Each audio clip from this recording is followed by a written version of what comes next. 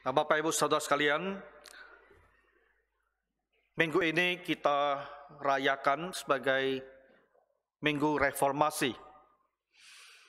Tahun ini tanggalnya tepat sekali, ya 31 Oktober. Di tahun 1517, 500 tahun lebih yang lalu, kita bersyukur akhirnya ada yang bisa memperbaharui gereja, membawa gereja kembali kepada kebenaran. Dan kita semua adalah anak-anak reformasi yang telah mengerti doktrin yang benar ini dan beribadah kepada Tuhan dengan benar. Jadi pagi hari ini apa yang mau kita lakukan?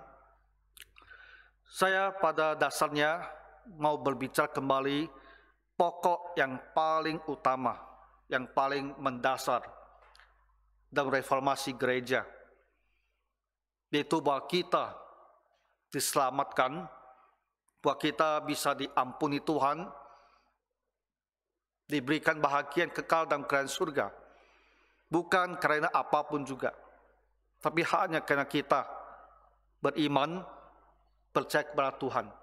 Nanti saya akan jelaskan apa arti daripada pernyataan ini. Inilah hal prinsip yang paling utama yang akhirnya menggerakkan pembaharuan atau reformasi di gereja. Dan upaya ini berkaitan dengan seorang yang kita sudah kenal baik, Martin Luther. Jadi pagi ini saya juga mau bercerita, ya, bagaimana proses apa yang terjadi pada masa itu yang mengakibatkan akhirnya ya Martin Luther memimpin gereja untuk kembali kepada kebenaran. Jadi mari kita lihat apa yang pernah terjadi dalam gereja 500 tahun lebih yang lalu. Kita mungkin mulai dari awal sekali. Nah, setelah Tuhan Yesus naik ke surga, dia mempunyai satu kumpulan kecil, yang dia sebut sebagai kawanan kecil. Tidak banyak ya mereka yang percaya kepadanya. Setelah Roh Kudus turun, mereka diberikan kuasa. Jadi Injil diberitakan dan gereja terus berkembang. Injil diberitakan di dalam penganiayaan. Orang-orang Yahudi, mereka menolak Tuhan Yesus. Dan mereka juga menolak Injil dan kebangkitannya. Jadi orang-orang Kristen dimusuhi pertama-tama dari orang-orang Yahudi itu sendiri. Kedua, setelah gereja jauh lebih berkembang, maka itu mendapatkan perhatian juga dari pemerintahan Romawi. Kekaisaran yang masih beribadah ya kepada berhala, juga beribadah begitu memuliakan, meninggikan kaisar mereka ya sebagai Tuhan. Juga tidak bisa menerima kehadiran agama Kristen. Jadi negara juga menindas orang Kristen. 300 tahun, waktu yang panjang sekali. Gereja itu hanya bisa hidup dalam keterbatasan, dalam penganiayaan. 300 tahun lebih. Tapi ada Injil, ada berita baik, ada keselamatan. Walaupun dalam penganiayaan, gereja terus berkembang. Akhirnya 313, Kaisar Konstantinus, dia memutuskan untuk menerima agama Kristen. Jadi kedua kala sebuah dekret, sebuah maklumat atau sebuah keputusan yang mengatakan agama Kristen sekarang diterima sebagai agama negara. Itu perubahan luar biasa yang terjadi bagi gereja. Baik dan buruk. Baiknya, sekarang orang Kristen tidak lagi tertindas, gereja jadi agama resmi negara. Tapi ternyata buruknya yang lebih banyak. Sebagai agama negara, agama resmi, maka orang berbondong-bondong masuk agama Kristen. Yang tak mengenal Tuhan Yesus, yang tak bertobat, yang tak percaya. Tapi karena ini adalah agama resmi. Dan kalau kita mengandung agama resmi, tentu ada keuntungannya, ada benefitnya. Maka beramai-ramai orang masuk dan seluruh negara, seluruh kekaisaran menjadi Kristen mendadak. Dan mereka yang masuk ke dalam gereja membawa kepercayaan mereka yang lama, membuat tradisi mereka yang lama, membuat segala macam yang sesat masuk ke dalam gereja. Di dalam sejarah gereja kita melihat setelah tahun 300, ya, kemurnian gereja pelan-pelan itu beransur-ansur luntur. Ya, filsafat masuk gereja, tradisi masuk gereja, dan selama 1000 tahun selanjutnya dunia mengakui juga itu adalah abad kegelapan. Karena gereja menguasai dunia. Tahun 800, Paus gereja yang melantik Kaisar Romawi. Begitu berkuasanya gereja pada masa tersebut. Mereka kembalikan filsafat Aristoteles, dan sampai kepada abad pertengahan, ajaran gereja itu lebih banyak filsafatnya daripada teologinya. Nah, itu yang terjadi. Dan sebetulnya dalam masa-masa yang panjang ini ada banyak upaya untuk memperbaharui gereja, tapi tak pernah berhasil. Tokoh-tokoh seperti John Huss, John Wycliffe, yang kita sebut sebagai bintang fajar reformasi. Bintang fajar saja. Bintang yang baru muncul. Tapi tak pernah berhasil memperbarui gereja. Mereka semua dihukum mati dengan dibakar hidup-hidup. Jadi bawalah, sampailah kita di abad ke-16. Martin Luther lahir tahun 1483 di Jerman. Sekolah dengan baik, umur 19 tahun sudah sarjana, umur 22 tahun sudah S2, dan dia belajar hukum. Orang tuanya ingin dia membangun karir di dunia hukum. Dan itu satu hal yang betul-betul dia tekuni. Tapi di dalam diri Martin Luther ada sebuah pergumulan. Bagaimana bisa berdamai dengan Tuhan Allah. Teologi gereja di saat itu menekankan bahwa Tuhan Allah itu adalah hakim yang adil, menghukum. Martin Luther mempunyai hati yang sangat peka, dan dia takut sekali kepada hukuman Allah ini. Karena dia tahu dirinya ada seorang berdosa. Ada sejumlah pengalaman yang membuat dia semakin tertekan karena tidak ada damai di dalam hatinya. Tahun 1503, sewaktu dia masih belajar hukum, seorang temannya tiba-tiba meninggal dunia.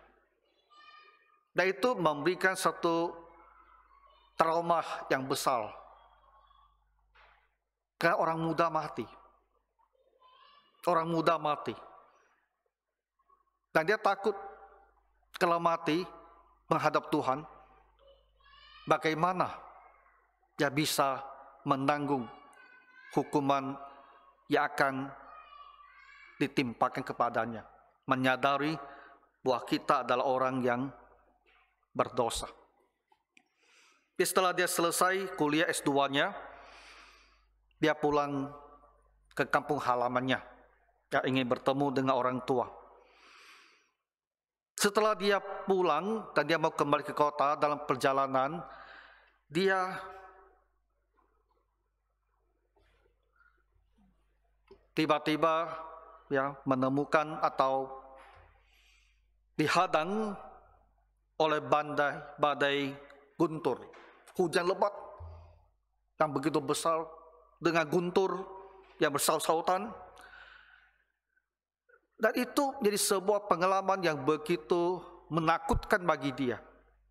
Dalam biografinya kita membaca dia sampai tersungkur. Kalau kita sekarang di tengah jalan tiba-tiba hujan besar dan petir, kita mungkin terkejut, ya. Dan kita mungkin mencari tempat bagaimana bisa berlindung sebentar. Kita pasti rasa takut juga kalau petir bersaut-sautan dan guntur yang kuat.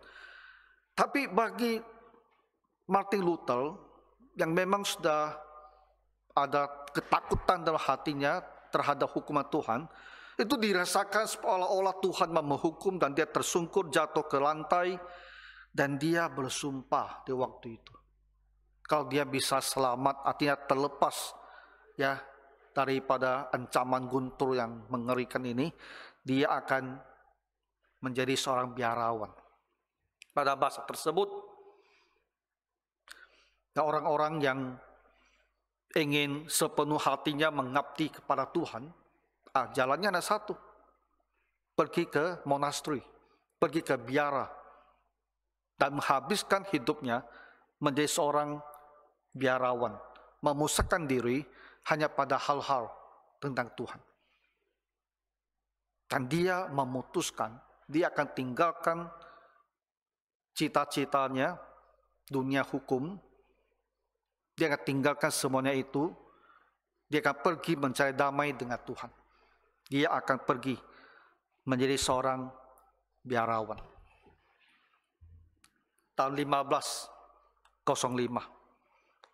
Dan umurnya 22 tahun.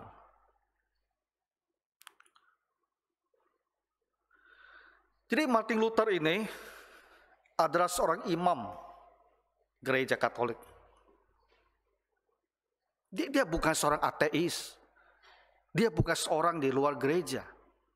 Dia seorang di dalam gereja. Tahun 507, 2 tahun di sana, dia sudah ditabiskan menjadi seorang imam. Kemudian dia dipilih untuk belajar teologi lebih lanjut ke Universitas Erfurt ya di Jerman juga. Tahun 1508 dia dipindahkan ke Universitas Wittenberg untuk mulai mengajar. Tahun 1512 di usia 29 tahun dia menyelesaikan pendidikan doktoralnya dan ditetapkan menjadi guru besar teologi di Universitas Wittenberg ini. Nah, inilah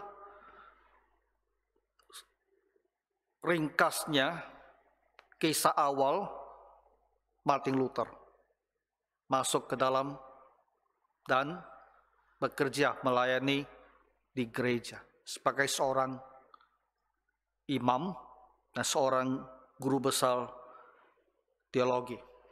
Dan dia hanya mempunyai satu kerinduan, bagaimana bisa menemukan damai dengan Tuhan.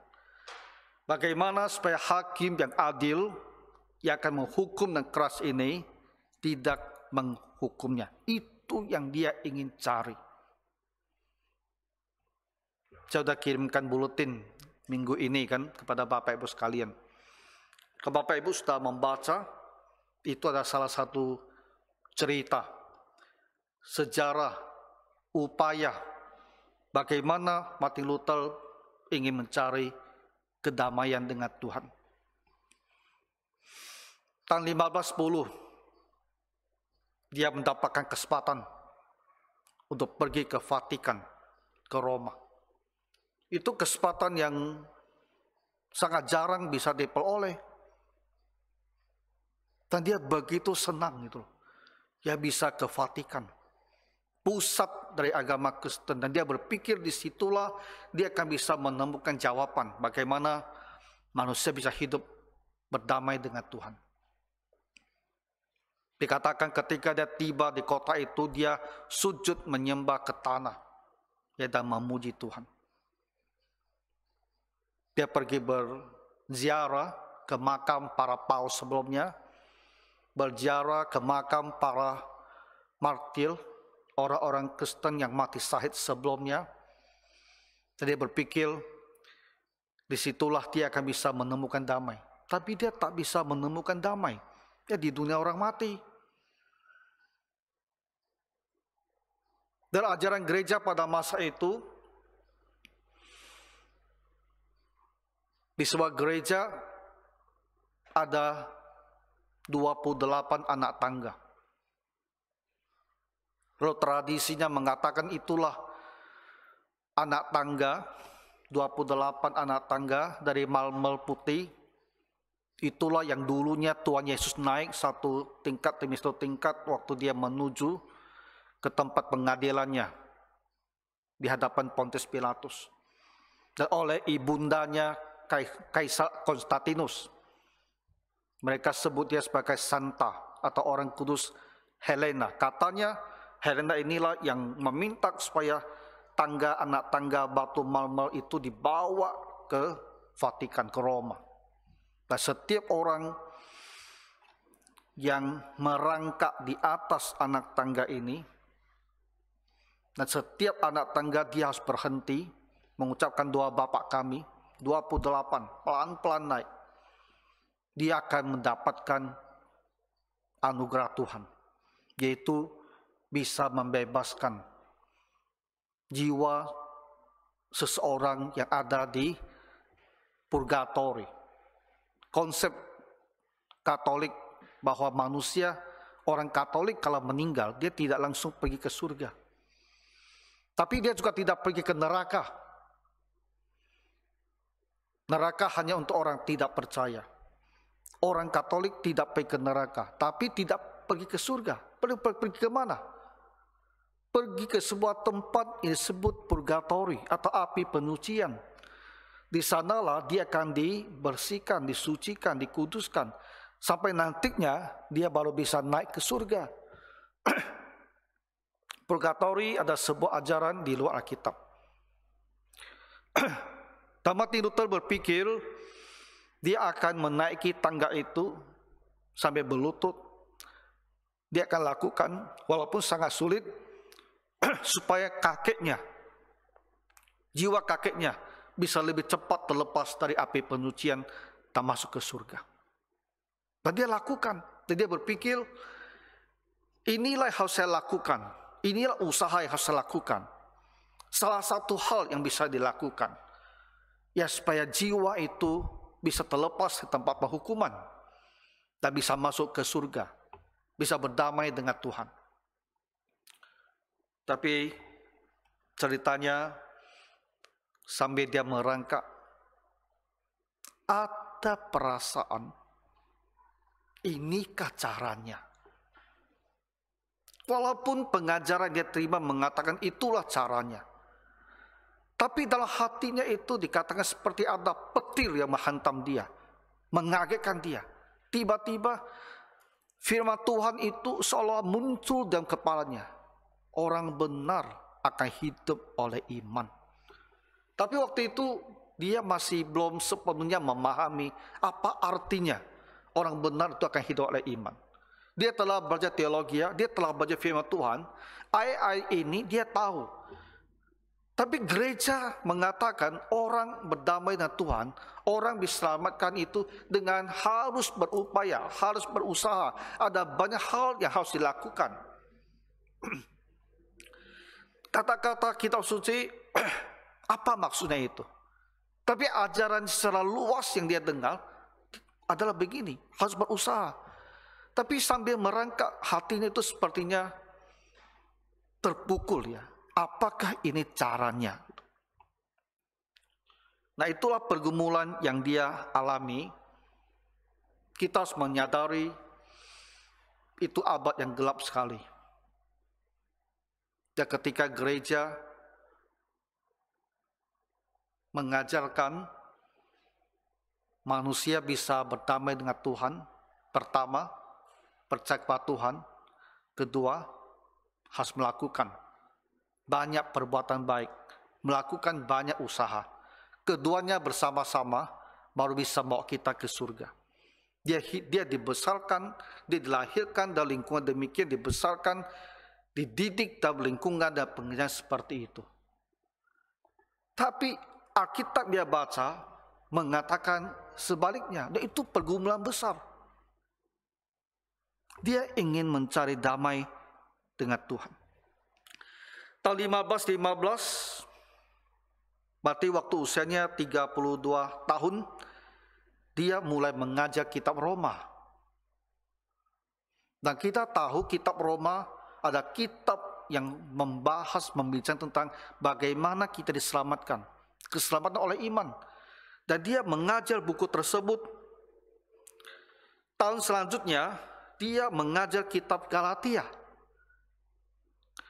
Di Perjanjian Baru, dua kitab yang membahas tentang bagaimana manusia diselamatkan oleh iman, itu adalah Roma dan Galatia. Dan ini adalah dua buku pertama-tama yang dia ngajar di universitas. Dan itu menceritakan apa? Merefleksikan pergumulan batinnya. Mencerminkan apa yang dia pikirkan. Itu bagaimana kita mencari damai dengan Tuhan. Dan kedua buku inilah yang membahas topik ini dengan mendalam. Dan itulah dua buku yang dia pelajari dan dia ajarkan di universitas. Dan dari pembelajarannya itu, kembali ke Alkitab, kalau membaca tulisan-tulisan teologi pada waktu itu, membaca textbook teologi pada waktu itu, ajarannya pasti ajaran versi resmi. Tapi dia kembali ke Alkitab, membaca Alkitab itu sendiri, dan dia menemukan ada hal yang berbeda yang dikatakan. Galatia 3 ayat 11. Itulah ayat yang kita mau renungkan saat ini.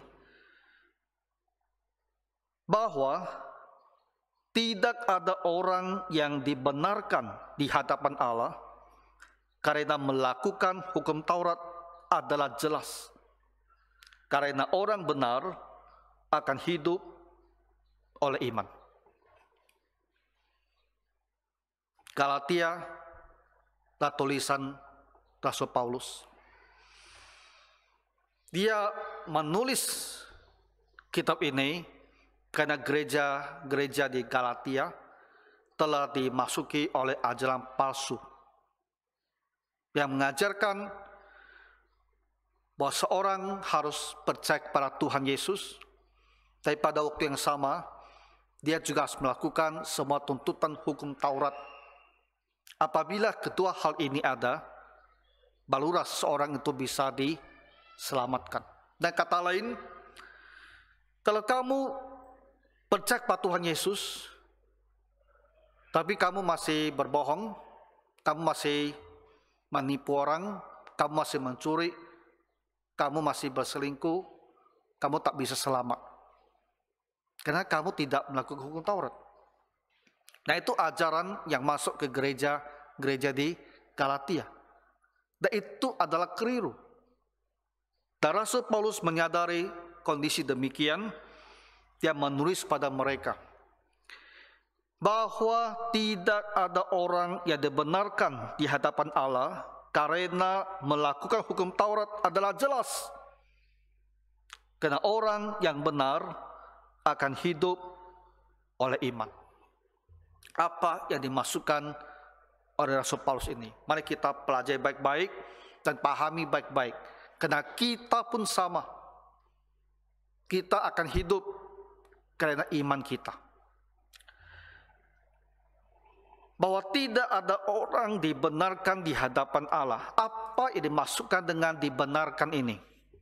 Ini kata kuncinya. Kita sering bilang doktrin pembenaran. Orang dibenarkan, seorang yang benar. Apa yang dimasukkan oleh istilah ini? Benar ini.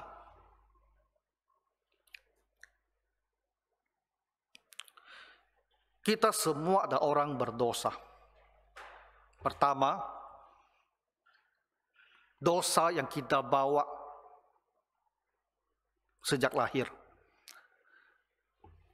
Dosa yang dilakukan Adam. Ketika dia berdosa, dia itu mewakili seluruh umat manusia. Dia berdosa, seluruh umat manusia jatuhkan dosa bersama dengan dia. Kita sebut itu sebagai dosa awal. Kita semua lahir dengan dosa yang satu itu. Karena Tuhan bekerja dengan satu prinsip. Ketika manusia di Taman Eden, Adam mewakili seluruh umat manusia. Dan dia dalam ujian, dalam pencobaan. Kalau dia bisa patuh pada Tuhan, tidak makan dari buah pengetahuan baik dan jahat. Kalau dia bisa patuh, maka bukan hanya dia sendiri akan hidup kekal, tapi semua keturunannya yang dia wakili juga hidup kekal. Kalau waktu itu Adam berhasil, dia tidak berdosa, tidak jatuh, maka kita yang lahir, semua keturunannya, kita tanpa perlu diuji, tanpa perlu mengalami pencobaan itu, kita juga akan mempunyai hidup kekal. Itulah prinsip yang Tuhan Allah gunakan. Sistem perwakilan. Adam mewakili kita. Kalau dia berhasil, kita semua ikut berhasil bersama dia. Tapi ternyata dia gagal, maka semua manusia ikut gagal bersama dengan dia. Itu adalah hikmat Tuhan. Begitulah cara Tuhan mau bekerja dengan Adam pada masa itu.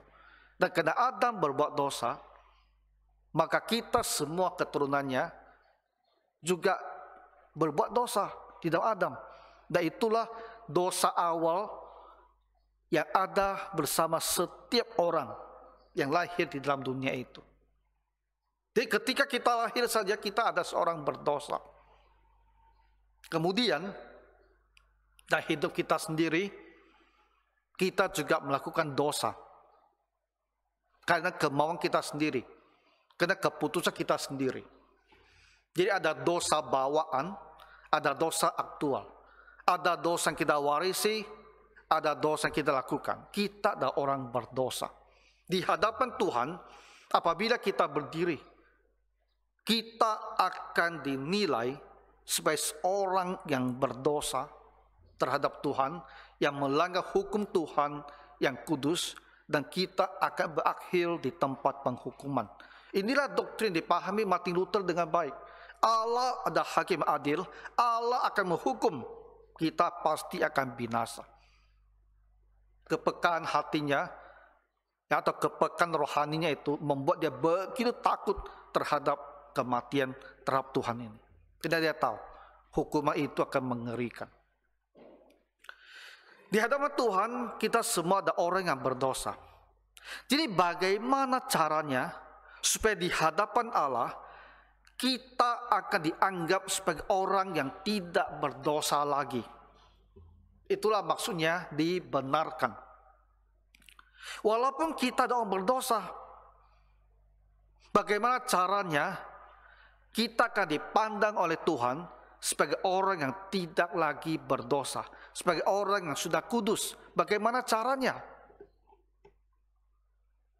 Karena hanya orang yang dipandang kudus inilah yang bisa masuk surga bersama-sama dengan Tuhan yang kudus. Bagaimana caranya? Paulus bilang, tidak ada orang dibenarkan di hadapan Allah. Tidak ada orang yang di hadapan Allah dipandang sebagai orang yang tak ada dosanya. Karena melakukan hukum Taurat adalah jelas. Manusia tak mungkin dianggap sebagai orang benar karena dia melakukan hukum Taurat. Kenapa? Karena kita melanggar hukum Taurat terus-menerus.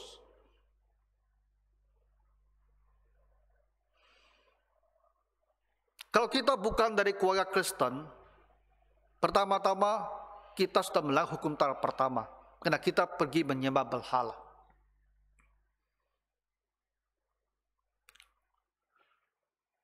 Di dalam hidup kita, hukum-hukum Tuhan itu kita langgar.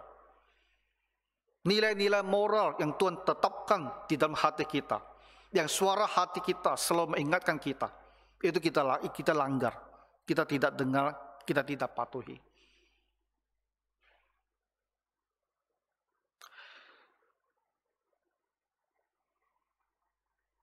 Kalau seorang manusia bisa dengan sempurna mematuhi semua hukum Taurat, semua perintah Tuhan, maka dia bisa dikatakan orang benar. Tapi tak ada manusia seperti itu. Kita semua menyadari kita bukanlah manusia seperti itu. Jadi Paulus bilang, jelas, sudah jelas, tak perlu dipertentangkan. Faktanya, kita tak bisa selamat, tak bisa dibenarkan karena melakukan hukum Taurat. Faktanya, kita tak pernah bisa sempurna mematuhi semua hukum Taurat, itu sudah jelas. Tapi manusia akan dibenarkan karena orang yang benar akan hidup oleh iman. Apa maksudnya ini? Orang benar akan hidup oleh iman. Hanya karena percaya, hanya karena iman. Begini. Apa yang Tuhan katakan, kita percaya bahwa dia katakan itu adalah benar, itulah iman. Lebih jelasnya begini.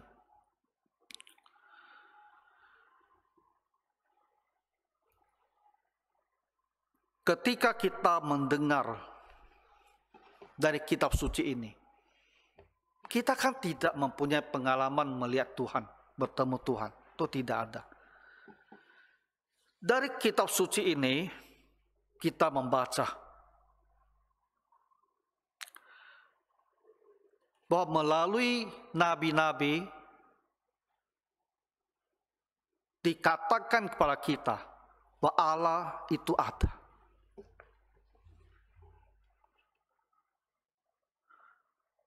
Kita tak melihat Tuhan, tapi kitab suci ini mengatakan pada kita bahwa semua yang ada ini, langit dan bumi, dan segala isinya ini, itu diciptakan oleh orang Tuhan, diciptakan oleh Allah.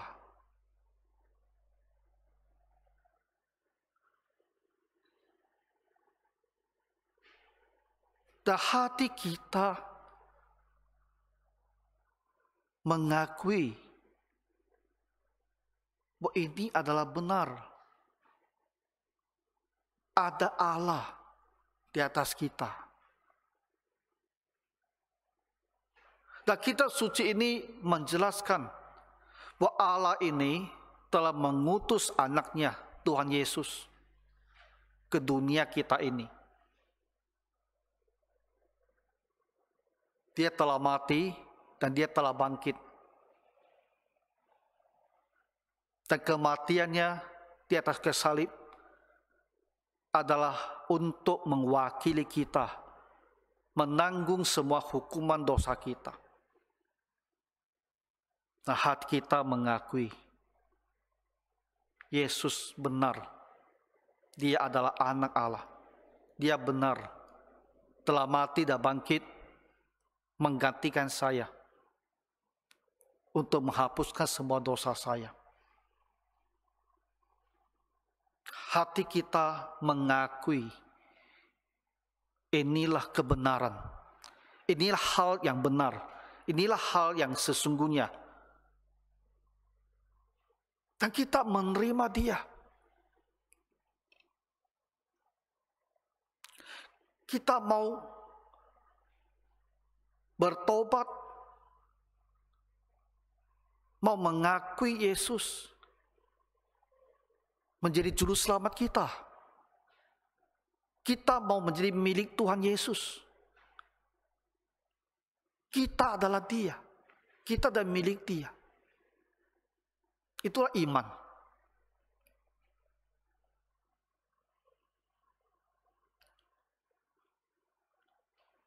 Nah, iman inilah yang menyelamatkan kita. Ketika kita mendengar Alkitab berbicara tentang Tuhan Allah, dan Dia telah mengutus anaknya ke dunia ini untuk menyelamatkan kita.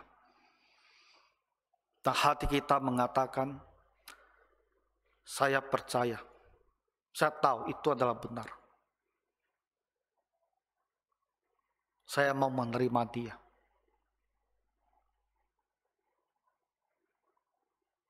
Itulah iman. Orang benar akan hidup oleh iman. Karena percaya inilah membuat kita menjadi seorang yang benar. Karena percaya kepada Tuhan Yesus inilah membuat Tuhan Allah akan memandang kita sebagai seorang yang tidak lagi berdosa. Karena semua hukuman dosa kita telah ditanggung oleh Tuhan Yesus.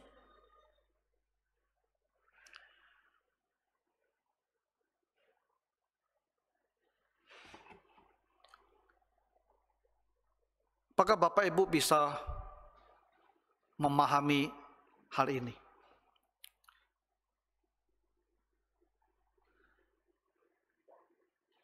Mendengar tentang Tuhan Yesus dan kita mengakui. Dan mengakui itu punya makna kita akan datang kepadanya dan menerima Dia. Tanpa kita melakukan hal yang lain. Menyadari Dia adalah juru selamat.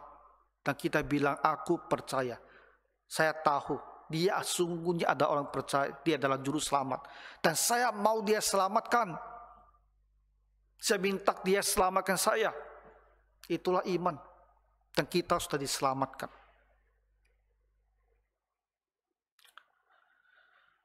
Orang yang percaya kepada Tuhan Yesus nanti akan ada perubahan-perubahan di dalam hidupnya. Dia pasti menjadi seorang yang mau beribadah kepada Tuhan. Dia akan menjadi seorang yang berusaha untuk mematuhi perintah-perintah Tuhan. Dia akan menjadi seorang yang juga berusaha untuk melayani Tuhan. Ini ada hal-hal yang akan muncul dalam diri seorang yang telah dibenarkan, dalam diri seorang yang percaya. Jadi kita bedakan percaya dan akibat dari seorang yang telah percaya.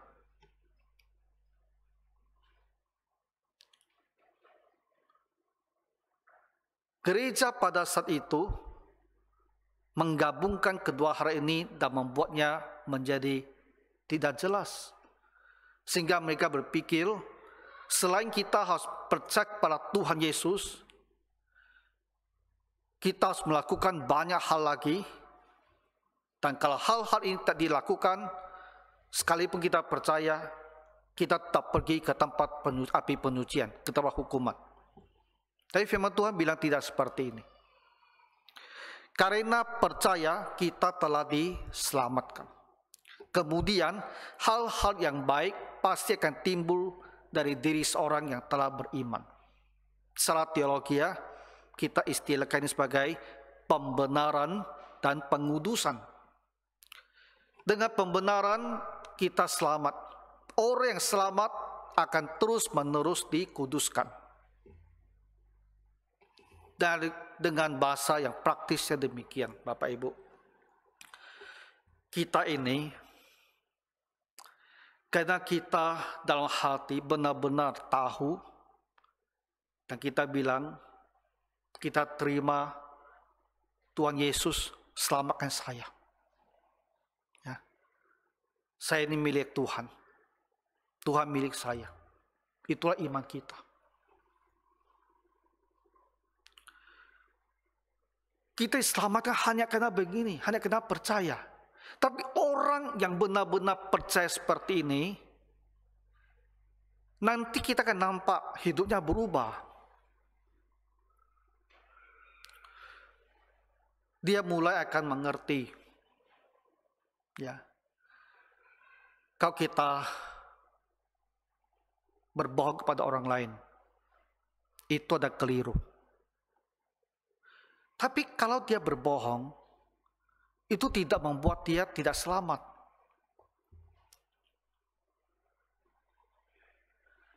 Dia akan sadar itu adalah hal yang keliru. Mungkin dia butuh satu proses, satu masa, sampai akhirnya dia betul-betul meninggalkan dosa tersebut. Dia diselamatkan bukan karena dia telah menjadi seorang yang tak lagi berbohong, bukan.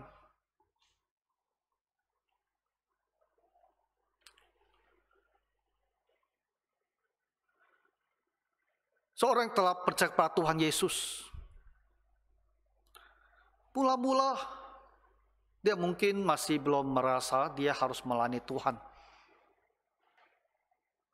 Karena kedewasaan rohaninya.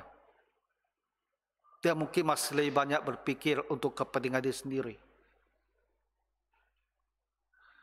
Tapi karena dia belum melayani, itu tidak membuat dia tak selamat. Dan dia selamat juga bukan karena dia melayani Tuhan.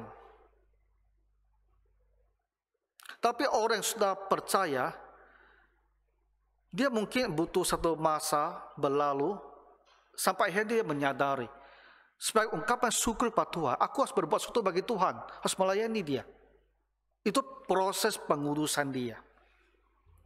Keselamatannya terjadi seketika, ketika dia menerima Tuhan Yesus sebagai juru selamatnya.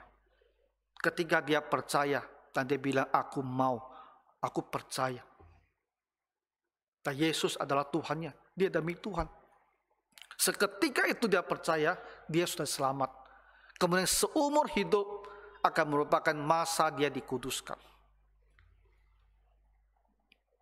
Nah, jadi bukan karena kita datang ke gereja, maka kita selamat.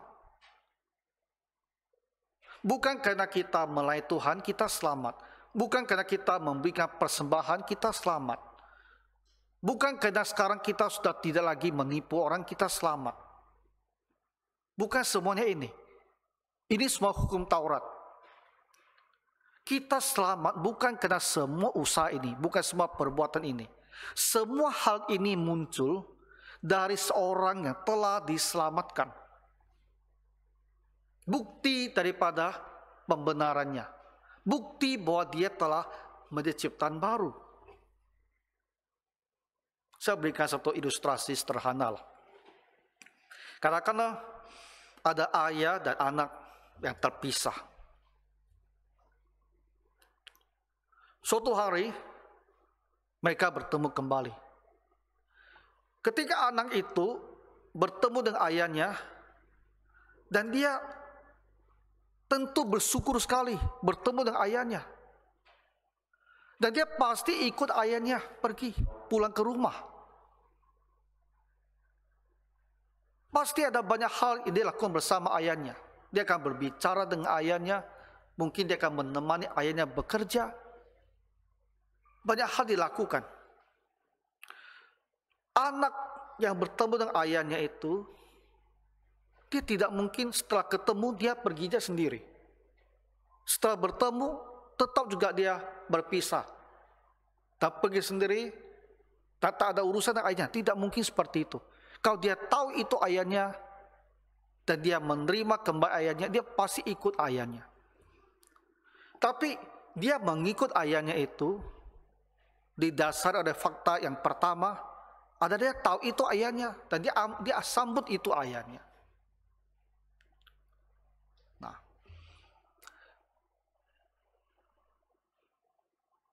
inilah sebuah ajaran yang di gereja selama 1000 tahun, abad ke-8, itu tak bisa dipahami. Karena digabung, dikacaukan.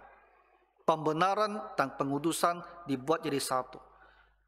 Sehingga selalu diajarkan, orang bisa selamat, ya dia harus percaya, dia harus punya iman, dia juga harus berbuat baik, melakukan perintah hukum Taurat, melakukan banyak hal yang dituntut oleh gereja.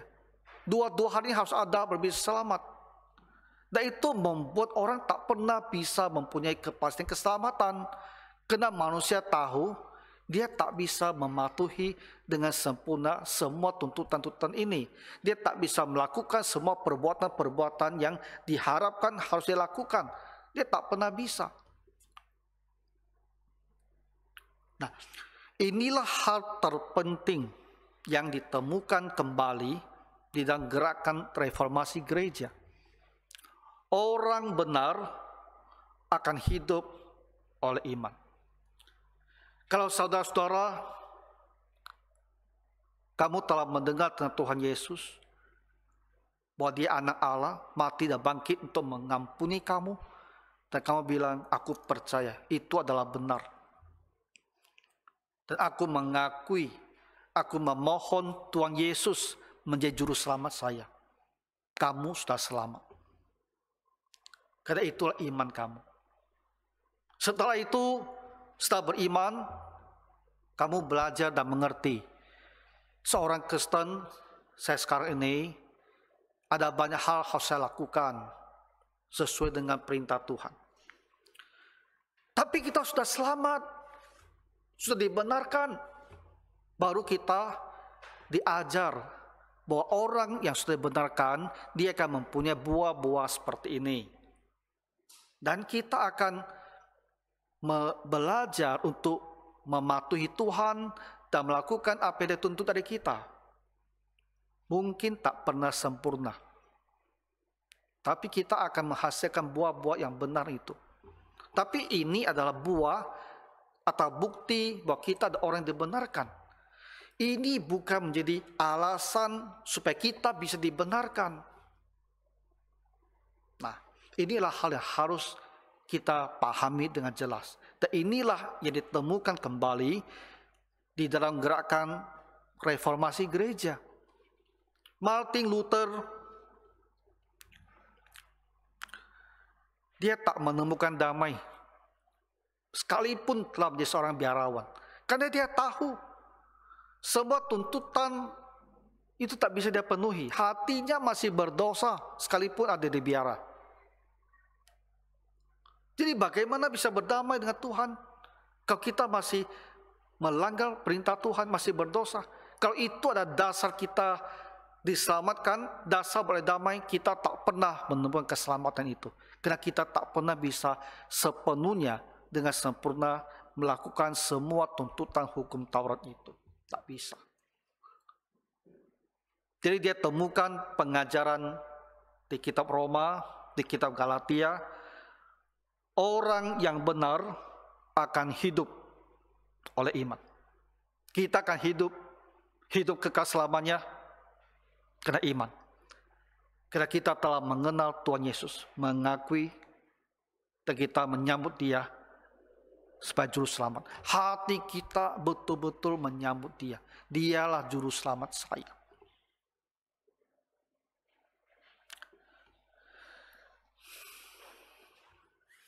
Apa yang terjadi pada masa itu? 15:13 beberapa tahun ya sebelum reformasi, gereja mulai menjual surat penghapus dosa. Gereja mulai mengatakan mereka yang ada di purgatori, di api penyucian, kita bisa bantu mereka untuk cepat masuk ke surga, untuk cepat keluar dari tempat hukuman itu, dengan cara membeli surat penghapus dosa. Itu yang terjadi. Jadi di mana-mana dijual surat penghapus dosa itu, dan sampai juga ke Wittenberg. Seorang bernama Texel, pegawai gereja, datang ke tempat itu dan juga menjual surat penghapus dosa.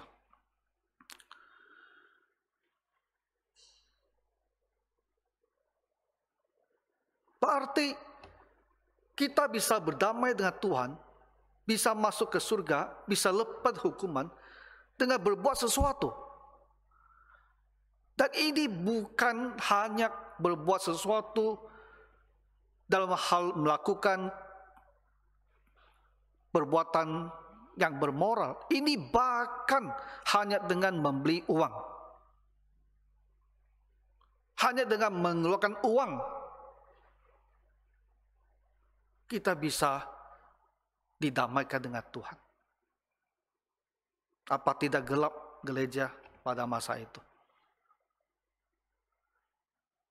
Martin Luther telah bergumul dengan isu ini, bagaimana berdamai dengan Tuhan. Dalam tahun-tahun dia belajar kitab Roma, Galatia, dan seluruh kitab suci, dan juga tulisan dari Bapak Gereja Agustinus, dia sudah paham sekali. Orang benar akan hidup oleh iman. Bukan karena perbuatan, apalagi dengan memberikan uang untuk beroleh damai.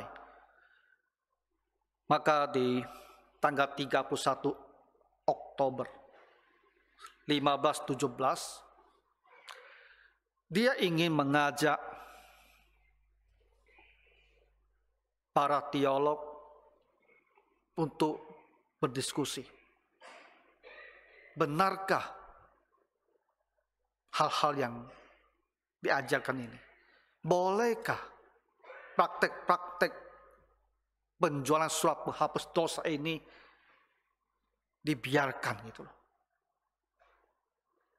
Dia seorang guru besar di universitas, di gereja Wittenberg, di pintu gereja. Pada hari itu dia bakukan di situ 95 pertanyaan. Kita sebut 95 tesis atau 95 dalil. Sebetulnya ada 95 soal pernyataan untuk didiskusikan. Nah itu intisarinya memang lebih banyak berhubungan dengan surat penghapus dosa itu. Tujuannya hanyalah ingin memperbaharui gereja. Gereja sudah merosot sedemikian rupa, ini harus diperbaharui. Hal yang keliru seperti harus dibuang. Dan dia mau mengajak mereka yang mempunyai kepentingan ya untuk bicara hal ini.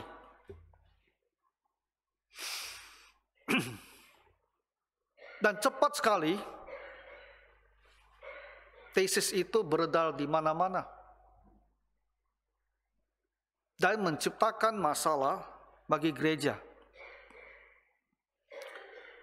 1 tahun kemudian dia dipanggil oleh seorang kardinal bernama Cajetan, diminta untuk menyangkal apa yang telah tulis. Karena dia mempertanyakan gereja, mempertanyakan praktek-praktek gereja, mempertanyakan ajaran-ajaran dia anggap tidak sesuai dengan firman Tuhan. Jadi dipanggil oleh gereja dan diminta untuk menyangkal, untuk mengaku bahwa dia telah salah, untuk mengaku bahwa apa yang dikatakan itu ada keliru, dia harus tarik kembali.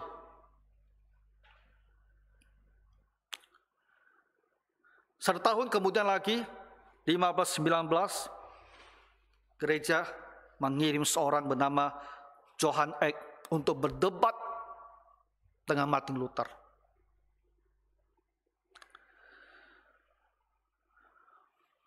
Dua tahun kemudian, dekret Paus keluar.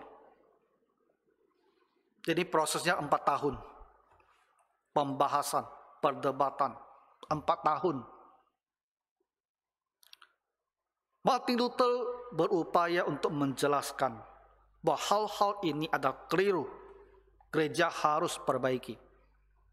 Tapi gereja memutuskan Martin Luther bersalah dan diekskomunikasi, dikeluarkan dari gereja. Hukuman paling tinggi dalam gereja adalah ekskomunikasi. Ekskomunikasi. Eks hanya keluar, komunikasi ada di luar komunikasi, di luar hubungan, tak ada hubungan lagi dengan gereja. Dibuang. Dan karena ini telah menjadi isu nasional, maka pemerintah Jerman di tahun yang sama, 1521, mengadakan satu pertemuan di sebuah kota bernama Worms. Di situ diminta kembali Martin Luther untuk menyangkal ajarannya. Pada waktu itulah keluar dari mulut Martin Luther satu kata, satu slogan yang terkenal itu. Disinilah aku berdiri. Artinya apa? Dia menjelaskan kembali kenapa dia mengatakan orang benar hidup oleh iman. Apa sebabnya, apa dasarnya. Dan dia tak bersedia menarik kembali pemahamannya. Di sini aku berdiri. Maksudnya inilah posisi saya.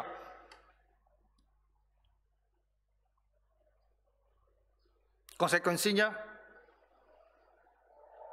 dia dianggap telah melawan negara, melawan gereja. Semua bukunya, semua tulisannya dibakar. Tak ada jalan kembali ke gereja. Putus. Dan itulah awalnya gerakan reformasi. Tak bisa lagi memperbaharui dari dalam. Tak bisa lagi. Jadi Martin Luther bukan seorang pemberontak. Bukan seorang yang muncul lalu ingin memulai gereja Protestan untuk melawan. Dia bukan. Kita harus ingat sejarahnya. Dia adalah lahir seorang Katolik, dididik di biara Katolik, guru besar gereja Katolik. Tapi dia menemukan ajaran tidak sesuai dengan yang dia kitab. Dan dia ingin memperbaharui. Tapi ditolak. 4 tahun perjuangan ditolak, diekskomunikasi, semua tulisan dibakar. Dan dia juga mau ditangkap. Jadi tak ada kembali. Tak ada jalan kembali. Tak ada jalan memperbaharui. Tak ada jalan. Tak bisa diperbaharui. Maka satu-satunya jalan memang sudah dikeluarkan. Maka keluarlah dari gereja. Dia melanjutkan pengajarannya. Dan akhirnya mereka dikenal sebagai gereja Protestan. Nah itulah gerakan reformasi. Isu paling mendasar itu adalah pada doktrin keselamatan oleh iman. Bagaimana manusia didamaikan dengan Tuhan. Bukan karena dengan melakukan hukum Taurat, bukan karena dengan berbuat baik, bukan karena dengan banyak usaha, tapi karena hanya dengan iman. Setelah mengenal Tuhan Yesus, kita mengakui dan menyambut Dia sebagai juru selamat kita. Kita sudah selamat. Dan orang yang sudah selamat seperti ini, nanti akan muncul buah-buah pertobatan, buah-buah perubahan. Ini adalah bukti bahwa dia itu sudah selamat. Bukan alasan kenapa dia selamat. Jadi kiranya Bapak Ibu yang bisa memahami hal ini dengan baik.